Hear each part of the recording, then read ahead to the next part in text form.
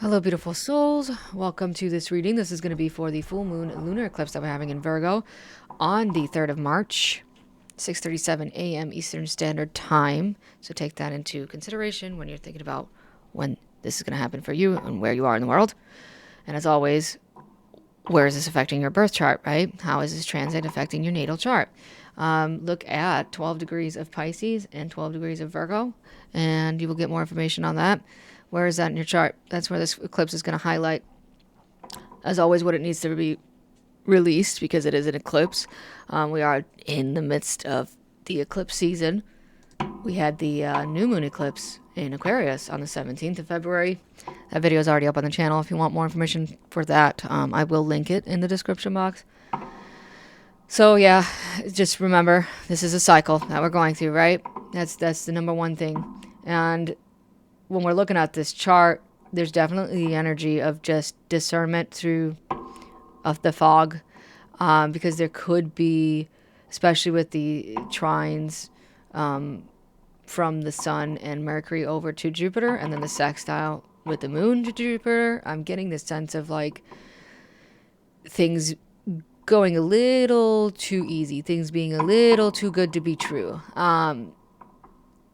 especially because you've got Jupiter in Cancer retrograde, and we've got Mercury retrograde. When you have those two energies combined during an eclipse, a full moon eclipse in Virgo, where we have to really come up with a good, solid plan, and we really have to take care of all the details and not leave any stone unturned. The message is definitely to make sure that things aren't being hidden from you, right? To make sure that you're putting in the effort and the attention that it deserves. Because yeah, this is a Virgo full moon, but I mean, look, we've got so much going on in Pisces. We're drenched in Pisces right now, and then second to that is Aries energy, right? So it's a lot. If we were to call this configuration anything, it's definitely the bucket configuration. You can see that the everything is being filtered through this full moon. So everything is going through the Virgo energy, but we're talking about Pisces, which it's the complete opposite of Virgo, right? That's why it's a full moon right now. So you get this kind of confused narrative of, is this really happening right now, right? Or do I really need to take action here? Do I really need to think about this a little bit more? Is this really what's going on? Or is this just some facade that I'm trying to put up just to save face? Because Pisces and Virgo, this kind of sister axis, is the sacrificial lamb. And this self-sacrificing energy can put us in a position that doesn't allow us to really take care of what we need to take care of because we're not putting ourselves first. So the good thing about the Virgo energy, right, being the virgin, the servant, the martyr, the perfectionist, is definitely always that energy with Virgo. What do we need to do to move forward? That's what Virgo asks. Virgo's not looking at the past, but Pisces is. So when you have this access of the past and the future, what's missing is the middle, right? The current. And I think that that's where this still Chiron in Aries energy that I know that we're not going to really talk about that specifically affecting, the full moon. Technically, Chiron's not making any aspects right now, but it's still in Aries. And when we're talking about the past and the future, what are we really thinking about? We're thinking about wounds. We're thinking about pain. We're thinking about memories. We're thinking about nostalgia. We're thinking about what has already happened and what's to be. So the key to the healing is through the Aryan self. And the conjunction that we just had with Saturn and Neptune on the 20th, and I know that I've talked enough about it, but we're still in that energy, right? So that kind of shook our whole world up, the world in general and our personal world. And getting the Aries confidence and the Aries act now, think later kind of mentality can kind of better balance out what we need to do, okay? And can help us heal the past and heal the future by being more in the present moment. Because again, Aries is more about what do we need to do now. Also, you have, again, that Jupiter and Cancer energy retrograde. We can really, and then this heavy Piscean influence, we can really, and then Mercury retrograde in Pisces, we can really fall back on being stuck in what used to be and being stuck in what we thought was the right thing. And then we could feel like we're not doing enough for ourselves, right? Especially when we're talking about Virgo and Pisces, there could be the issue of self-esteem and worthiness. And when we're thinking about the mistakes that we made in the past and how much we messed up our lives, we we create all these scenarios, which can definitely happen with Mercury Pisces retrograde. Yeah. We could create a whole multitude of stories that aren't even real, and we could tell ourselves all this stuff that's not even real. So discernment, again, is the key word for this full moon eclipse. It's going to give us the space to look within ourselves. Okay, this eclipse is more, I think, tied to our faith, more tied to our dreams, more tied to what we want to accomplish, how far we're willing to go, and how we're going to do that practically and realistically. And to really sit down and not be too much the dreamer, right? And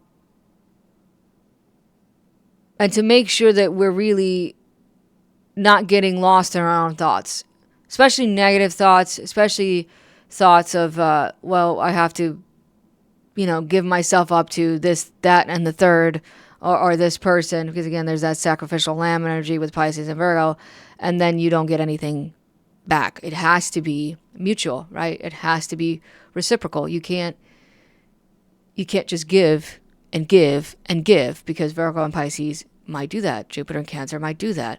So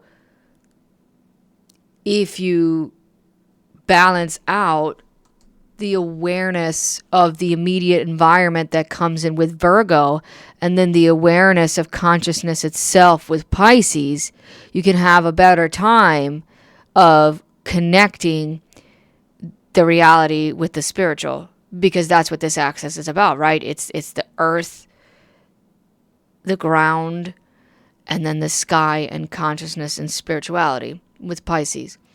So we're connecting dots. And again, in order to connect dots, we really need to analyze, we really need to discern, we need to be critical thinkers. If we can fully articulate without judgment, without feeling like we are not serving a higher purpose, because that can also come into play here, right? You have to be able to feel like the purpose that you're serving is to ascend to the next level for yourself, is to evolve and not fall back and be a victim to the past. Then we can take that next level of awareness, that next level of consciousness, that next level of thinking, and apply it to our current existence now in order to create that better future. Okay, so let's look at the cards, and let's see what comes up for this full moon lunar eclipse in Virgo, please, on the 3rd. Oop, there we go. Bridget is coming up. Psychic Flames, 333, Sacred Milk, and Druid Magic. It's funny because the whole thing is that this is happening on March 3rd, right? 3-3, and then you got the number of 333, and this is Pisces. The highest chance of claircognizant downloads that we could possibly get is going to be with this full moon eclipse. You're going to get so much information spiritually. You're going to feel more connected spiritually. You're going to be more open spiritually. So I want to say that the reason why this card is coming up is to remember to fan those psychic flames. Remember to listen to your intuition, because that's the best way to get through that discernment, which you talked about when we're looking at the chart. And the best way to honor that is to make sure that we are not only putting our awareness on it, but using it, right? Not letting it kind of just collect dust or ignoring it, which is even worse. Snakeskin, information, secrets, body language, and senses. That's what I'm saying. It's just this full moon is the pivotal point, I think, for the year, to make sure that we are not ignoring the signs, that we're not ignoring the truth, that we're not putting masks or trying to cover things up, trying to hide things up. You polish a turd, it's still a turd. That kind of energy. So secrets make sense. Snakeskin also makes sense. Shedding that old skin. Getting rid of the past. Pisces and Jupiter in Cancer retrograde. All this Piscean energy. Not descending, but ascending. That's the point of this, right? So if we're shedding old skin, then we're getting rid of secrets that we might have been holding deep within. That we might have been, how can I say that? Hoarding. It's hoarding. Yes, that's a good word. Trying not to hoard energy. Trying to release energy. Okay. Rabbit spirit, now is a lucky time. Bottom of the deck. Canary spirit, sing your own song. It's funny because I was thinking of the nightingale. And then we got the canary. Canary makes sense as well. Beautiful music, right? Beautiful sounds. So you're getting the guidance from the cards with this eclipse to not follow the norm, not follow the crowd, to do your own thing, to beat to your own drum, to create your own music, to be your own muse, to be your own creator. I mean, Virgo and Pisces access is the best creator access, right? I know that everyone thinks of Leo and Aquarius, but Virgo and Pisces, again, because we're balancing reality and spirituality, you can get a good solid foundation on how to create and how to make it your own. Because the downfall of that is not to do things for other people, which Virgo and Pisces like to do, especially Virgo, but to do it firstly for yourself. Does it feel good? Does it make you want to sing, right? The fact that the rabbit spirit is out, I know that it says now is a lucky time, but I think rabbits are a perfect representation of Virgo energy, right? Being aware at all times with those big ears, being able to listen and being able to see, being conscious of everything that is happening in the moment, better planning, better strategizing, better preparing. Rabbit and squirrel, I think, are two very good animals that describe what Virgo is for me. Personally, I think that those are perfect animals. Eight of Cups. Yeah, again, I'm not surprised with that because we talked about needing to release, needing to surrender more than anything else because it is a full moon eclipse, but it's Pisces and Virgo. Pisces is the end. It's the end of the road, the end of the journey. It's looking out into consciousness itself and bringing back what we need to see. So the fact that you have the Lord, well, I said lost, so we might keep it that way. The Lord of abandoned success with the Eight of Cups, the Lord of winds and breezes with the Knight of Swords, the Lord of perfected work, again, Virgo, and then the Lord of prudence with Eight of Pentacles. The work must be sacred, right? In order to perfect the work, you need to use the mind first. And then when you can not only access the mind, but control the mind, then you know exactly what is needing to be abandoned and what is needing to be flamed. How can I say this? What is needing to be cultivated. Thank you. That's a better word. Because you can't know that without knowing it, right? So you have to figure it out. You have to really pick it apart. You have to look at everything. You can't ignore anything. So how can you perfect your path and where you're going, what you need to let go of, how you think, how you operate, how you discern things? How can you perfect your path so that it's less foggy, less confusing, not drowning? Because we have so much energy in the water element that we might feel like we're drowning right now, right? It might feel like, especially in our emotions, and especially in wanting to know what is the right spiritual path for ourselves. Because you just ask around right now. A lot of people feel confused and a lot of people feel lost. A lot of people don't really understand what's going on in their own lives. A lot of people feel like they just need an inner compass tune up. It's like the engine's at 150,000 miles and they just need their transmission fluid flushed and they just need a good tune up. And so because we're in retrograde energy right now with Mercury, and because this is an eclipse and we're in eclipse season, blood moon, right? It can get a little bit heavier to carry. And this is why this is saying perfected work. Because the only way that you know how you can perfect work is to go through, the trial and error, right? To abandon certain things and cultivate others. You're not going to figure that out. You have to put in the work. You have to put in the work. You have to put in the effort. This is not a time to do nothing. This is a time to release. And I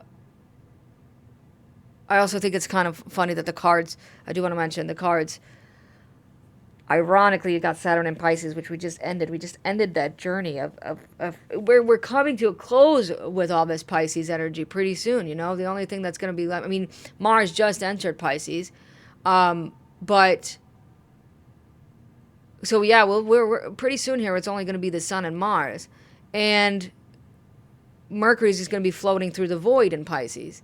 So the end of the journey is approaching.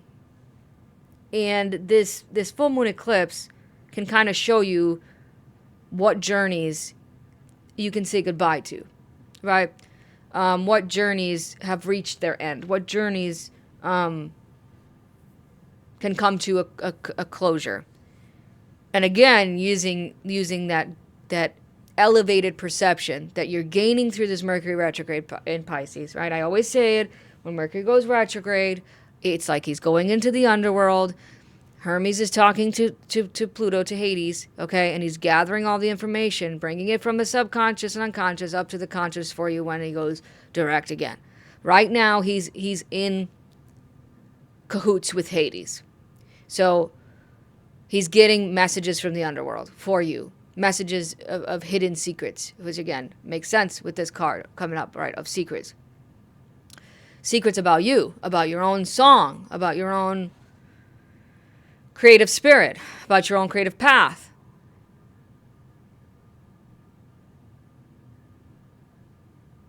The fact that the Knight of Swords is in the middle, the Knight of Swords is a thinker. The Knight of Swords does not follow his emotions. He follows his mind. The Knight of Swords is learning clarity and then using that clarity that he's gained, learning the power of clarity, let me say it that way, and then using that power of clarity to go full speed ahead. It's the fastest knight in the tarot.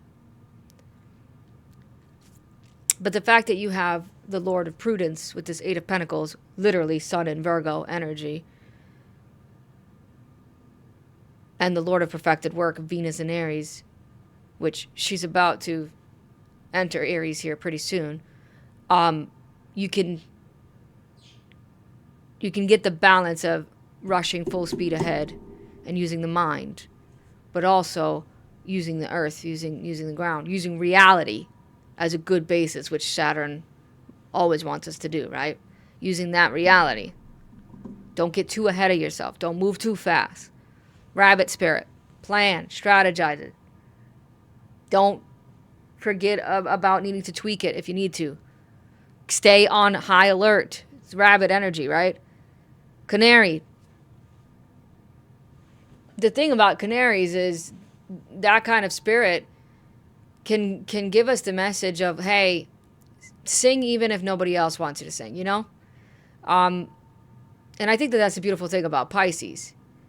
Pisces, as an archetype, is very authentic, unless it is hurt. Then it can turn into a whole different energy. But Pisces loves to be Pisces, you know?